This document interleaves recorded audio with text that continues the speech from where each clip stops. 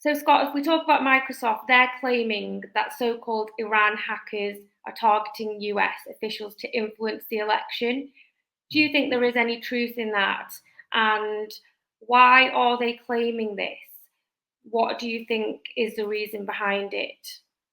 So Microsoft announced last Friday that not only Iran, but also Russia were carrying out cyber operations, you might even say cyber attacks or cyber warfare, as part of their intervention in the 2024 US presidential election. And that's not surprising because there's a history behind this.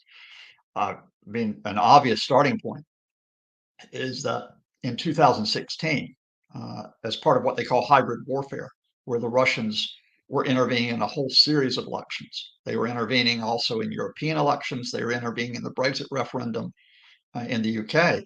But of course, they hacked the Democratic campaign of Hillary Clinton, stole emails from the Democratic National Committee, from Clinton's chief of staff, and then arranged to get that material onto the internet through WikiLeaks. And yes, they did do this in cooperation, both directly and indirectly, with the Trump campaign. The Trump campaign knew this was being done. So, Russia was quite successful. They weren't the determining factor in Trump's victory in 2016, but they were influential by carrying out that hacking uh, in subsequent elections, both congressional elections, state elections, and then also presidential elections.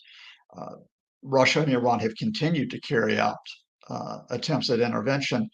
Uh, some of these have been picked up by US agencies who have publicized them, including the Iranians in 2020.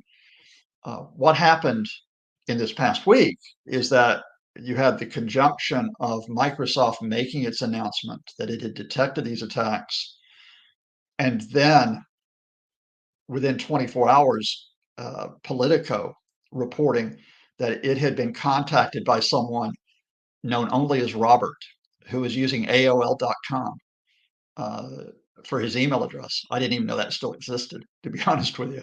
But they said that Robert had given them documents from inside the Trump campaign, including briefing notes. You might even call them vetting reports on J.D. Vance and Marco Rubio when they were being considered as the vice presidential pick.